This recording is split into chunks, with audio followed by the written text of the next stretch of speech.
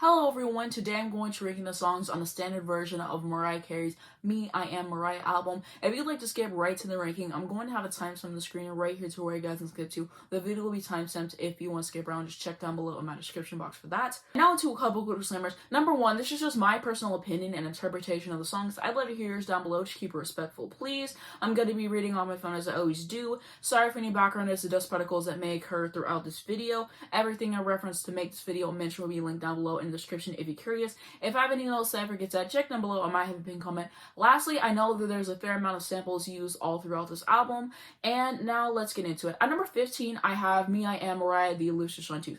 I can appreciate what she was trying to do with this, but it's here because it's not a full-fledged song. She's not singing on it, she's just talking on it. I don't really listen to it because of that particular reason, and so that's why it's going to be here. And now to number 14, which is going to be Money featuring Fabolous. The reason why it's here is because I do not care for it as a whole. I think that the production and instrumentation is clumsy, it's disjointed, it doesn't work, and there's only one small little part where Mariah's singing that I like. The rest of the song I do not care for as a whole. I don't think Fabolous was necessary on the song because he adds nothing to it in my opinion, and I just skip the song every single time. Number 13 is going to be Supernatural. I think it was cool for her to have her kids on the song. I can appreciate it. I do like the song. It's not one I find myself reaching for. Sometimes I do skip it, but I do like the song as a whole. And now to number 12, which is going to be You're Mine Eternal. I think that this is a cute song. I can appreciate it. I have to be in a very specific mood to listen to it though. Sometimes I do skip it. My favorite lyric is whenever she says, "Oh, you made me feel like love would never end. Tell me how can I forget that, my baby, we were the best." Now to number 11, which is going to be Hashtag Beautiful featuring Miguel. I think this is a good song. It just oozes summer, which I can appreciate. I like their vocals individually and together.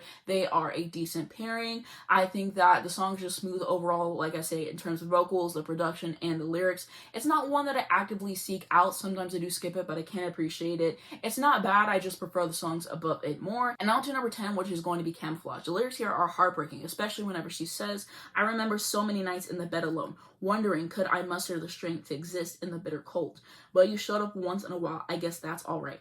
Cause I told my heart that you needed time for yourself, it's fine."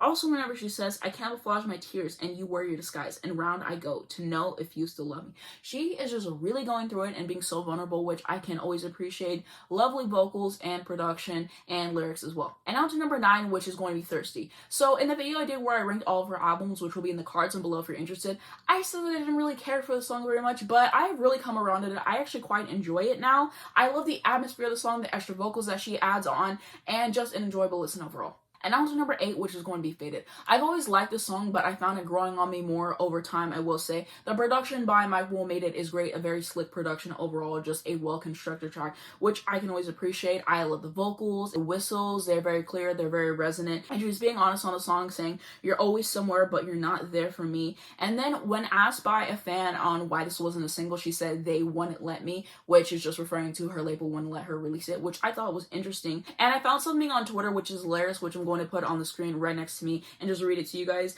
But it literally says, "Interesting fact, love Mariah and how she feeds us knowledge. I always wondered what she said at the beginning of the song Faded. Mike will mate. So I looked it up, and apparently they are birds that once they find their mate, they remain together and mate for life." Sadly, the song is quite the opposite. It just shows how creative she is with her work and writing. Love it. And I just thought that was so hilarious because obviously she's just saying the producer tag in the beginning. And I told my sister this and she didn't know about producer tag, so then I just had to explain it to her and she was like, "Oh, I thought that they just shouted out random people at the beginning of the song." But I just laughed so hard whenever I saw that and I had to share. And now to number 7, which is going to be Meteorite. This is a really enjoyable track for me. I've always really liked it. And so I was shocked to find out that people don't really care for it. I don't understand how you can put the song on and you don't immediately ascend. You don't want to get around and dance. Like, this is just a light track. This is something fun to listen to. Like, the energy that goes all the way throughout it is something else. And I always appreciated the journey that the song took me on. Now to number 6, which is going to be Heavenly, No Ways Tired / Can't Give Up Now. This is a Mary Mary cover. I really appreciate what she did to make this song her own in terms of like adding certain elements. And like I said before, I love her gospel work, so it was nice that she had a gospel song on this album for us. And it's a powerful vocal performance, definitely moves you listening to it. And now into top 5. At number 5, I have Dedicated featuring Nas. I think that this is just an excellent track from top to bottom. I really like that Carry Like Mariah part in the beginning, just a nice touch to add. I love the production and instrumentation because it just fits the song so well. I think Nas delivers a great feature here. And what I like about whenever Mariah does features is just like the little vocals that she adds on I know a lot of other singers do it too, but just like the way that she does it, like the elements that she adds, she just really always elevates the track every single time. It has a nostalgic feel, which I'm sure they were going for based on the lyrics, which I think were clever, and I can appreciate those too. I think that they work well together, and this is certainly a hidden gem in her discography. Down to number 4, which is going to be Cry. This is a heavy track in terms of the subject matter. Her vocal performance is very emotive. You can feel the pain that she is expressing here, and I just always love this track, and I feel so much every single time I listen to it. I love the piano on the track. I thought that that was nicely incorporated. I will say in the end specifically, it is overproduced. Like on that last run she does, you can just like hear the auto-tune on it or whatever it is that they did on that, and that does bother me. It doesn't completely ruin the song for me, but that's something that I wanted to know for sure. And about the song, she says, I guess I just, because those were the background parts that Cry singing, like that was the part that was consistent, and it was just sort of like a retrospective on maybe this is why this relationship didn't end up working, you know? And it says, you know, I just need you till we both break down and cry. And it wasn't about, oh, woe is me, I'm crying. It was about, I need us to have this moment together to mutually just have an emotional release. And now to number 3, which is going to be One More Try. This is a George Michael cover, and I absolutely adore what she did with it. The vocals on here are gorgeous. I appreciate its place on the album, and this is one of my favorite covers that she's ever done. And now to number 2, which is going to be You Don't Know What to Do featuring Wale. This intro has a notable vocal performance. I really quite enjoy it. I like the tempo change and how that is implemented. And this is so much fun to listen to. I really like Wale's feature. I think that he does well. And I think that the production on here is top tier as well. I appreciate her vocal performance and the overall atmosphere of the track too.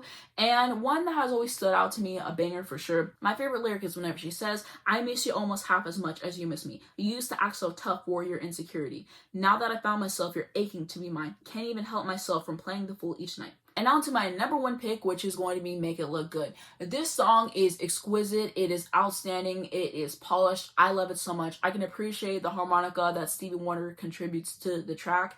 And I think that the vocals in here are fantastic. I can appreciate her vocal delivery too. Just makes it so pleasant to listen to. The instrumentation is great. The production is nice. The chorus on here is very strong. The structure of the song is satisfying to listen to as well. And it feels very warm, which I can always appreciate. It's catchy. It stood the test of time. I love how it makes me feel whenever I listen to it, and that's why it's at number 1. This wasn't always my favorite song on the album, believe it or not. It used to be You Don't Know What to Do, and then as I've been listening to this album more, this is just steadily rose to be my favorite song on the album. And now into my ranking recap, which will be on the screen right next to me, just going over everything. I feel pretty good about it now. Of course, as I listen to the album more, my opinions can change over time, but this is just how I'm feeling right now. And now into some quick thoughts on the deluxe tracks. So first off, I haven't heard the Bet You Can Know remix because that man is on it. Like I've said in my past videos, and I will continue to say, I would never knowingly listen to anything that he is involved in. Never heard the song, never plan to listen to the song. She definitely needs to be accountable for working with him. She needs to burn the song in her discography. I don't know to this day why she decided to put it out. And then I wanted to say that I love It's a Wrap with Mary J. Blige. I really appreciate her vocal on it, the extra elements they added to the song to make it special and make it stand out. And I said before that I do like it more than the original that is on Memoirs. The Art of Letting Go is a stunning track. It's so hard for me to describe how much I really love this song. It's just so transformative. It just makes you feel everything whenever you listen to it. Once you hear the song, it's like your jaw drops to the floor because this is just a song. She put her all into the vocals, and so I really wish it would have been on the standard version of this album. I think it deserved it. I think it would have been the perfect closer for everything, certainly. And I think the reason why is because this was going to be the title of the album. It got leaked, and so then she ended up changing it, but it still should have been on the standard version of the album because if it was, it would be very, very high in my ranking. I love this song, and I think that it deserves all the praise that it gets. Now to my overall thoughts on this album. I think that this is a great R&B album, definitely underrated in her discography, deserves some more appreciation. There is a lot of wonderful moments on here for sure, and I think more often than not, her vocal performances are some of the most emotive of her entire career. They just leave me feeling so much every single time that I listen to them. Like, these ballads just really do a number on you, and I can appreciate everything that she put into them. She comes up with some of her most addictive melodies to date in songs like make it look good and dedicated. And I know that there's samples used on those and throughout this album, and I can appreciate how she incorporates samples into her music and makes it elevate the song. The lyrics are very honest in terms of where she was at in her life at the time with her marriage and everything, and I can appreciate her being vulnerable and just laying it out for us. Like I said before, there's definitely moments on this album that are overproduced, like Cry, for example, the ending part that I was talking about earlier. It doesn't ruin the album for me, that's definitely something that I wanted to note. And speaking of Cry, why was it the first song on the album? Like I said before, I love that song. I feel so much whenever I listen to it, but I don't get why it was the first song on the album. The best explanation that I can think of is she was trying to set the tone for the album, and that's why she made it the first song. But I just don't think that it needed to be the first song. I think Beautiful would have worked nicely as the first song because it was the lead single and everything, and then she could have put Cry as the second track. So that's my personal opinions there. I don't understand why some lambs act like this is the worst thing that they ever heard. So many times I see people ranking her albums and they put this as dead last, and I'm really not understanding that. I think there's a lot of great moments on this album, and so that's my personal opinions there. Everyone is allowed to have their opinion and express it, but that's definitely something that I want to know because I see slander for this album every single day, and I think it's just ridiculous. And then some lambs say that this is one of her best albums, which I disagree with as well, but I do think that this is a good album. I don't think that it deserves the hate that it gets in general. And so how I feel about this album now is that I do enjoy it. I don't listen to it as much as a lot of her other albums just because I prefer them more, and for other reasons that I will touch on later. But like I was saying, I don't think it's nearly as bad as some people say that it is. Another thing that I wanted to say is that the samples are utilized nicely, which I can appreciate. I don't care for the album cover, the standard, or the deluxe. I've seen outtakes. I think they're way better, and that's my opinions there. This era was so messy for a multitude of reasons. Definitely my least favorite era from her, if I'm honest. I can kind of understand people not liking the album for that reason, like if they were really listening to her whenever it came out and all of the things that went on during that. I can get that. This era in general didn't go over well with a lot of people, fans, critics, the general public alike. So I can definitely understand that. It definitely has a certain impact on me, I will say, in terms of like how I view the album still, like knowing the backstory, and that's definitely something that I want to know. And kind of like due to that, and also due to like negative associations I have, like I was stating earlier, and all that, I don't really listen to this album as much as I used to. I can go a long period without listening to this album, but whenever I do come back to it, I really appreciate it, I do want to say. But I have a lot of albums I just like from her more and albums I pull from more, but I do think that this is a good album overall. Like I said in my caution video, I really appreciate how Mariah adapts to the time. She just does it super well, working with up-and-coming producers, working with artists in the industry, and just having a sound that is so uniquely her. It's fresh, it ages well, because not everyone can do that. Another thing is I know her voice was very agile during this period, which is interesting to listen to. There's this video where she does this impromptu performance. I will have that link down below in the description if you haven't watched that before, but that is cool. And I really don't understand how people who listen to this album whenever it came out, or like live performances or whatever, and say she lost her voice. Like, that is not true. Her voice changed and she can still sing amazingly. Whenever you're in the industry, as long as she is and performing so consistently, your voice is going to change. It is what it is. And there's a certain standard, like people said, that people hold Mariah to that they don't hold her contemporaries to. And I think that's completely ridiculous. And I don't understand the disrespect she gets regarding her voice. Like she said, she has nodules around her vocal cords and she had to learn to sing around them. And I think a lot of people don't know that, or they forget about that. And I think what she's able to do has just been miraculous, and I think that she is one of the best singers of all time. You definitely cannot count her out, and she's just showed multiple times over and over that she can give a great vocal performance. Like anybody else, there's going to be bad vocal performances. Everybody has a bad performance. I feel like she gets a lot more hate for her bad performances versus her contemporaries, or just like anybody out right now, and even her bad performances are a lot better than some people's best performances. That's going to be it for my thoughts on the album. What do you guys think? What are your favorite songs? What are your least favorite songs? Do you agree with me? Do you disagree with me? What are your memories on the album? Anything I missed, let me know down below in the comments because I would love to read them. And if you enjoyed this video, then you should definitely subscribe to my channel, because every single month I pick an album from her and I rank all the songs on it. Next month I'm going to be ranking the songs on equals MC squared, so definitely subscribe to stay tuned for that. I've also done a lot of videos on her, which will be in the cards at the end of this video and down below in the description if you're interested. And that's going to be it for this video. If you guys enjoyed it, please just give it a like. It really helps me on the YouTube algorithm. I very much appreciate it. You can subscribe for more videos like this. You get the bell icon and notification for every single time I post, and not miss when a video comes out. The first link down below in the description is going to be my second channel. If you want to see more of me, hit me up on there. I'm going to have my Twitter, my Instagram, my Spotify if you would like to follow me on there. I'm also going to have links to stream the standard version of this album. Definitely check it out. Definitely worth your time. A lot of gems on there. And lastly, I'm going to have links to educate you guys on important situations. Thanks so much for watching this video, and I'll see you next one.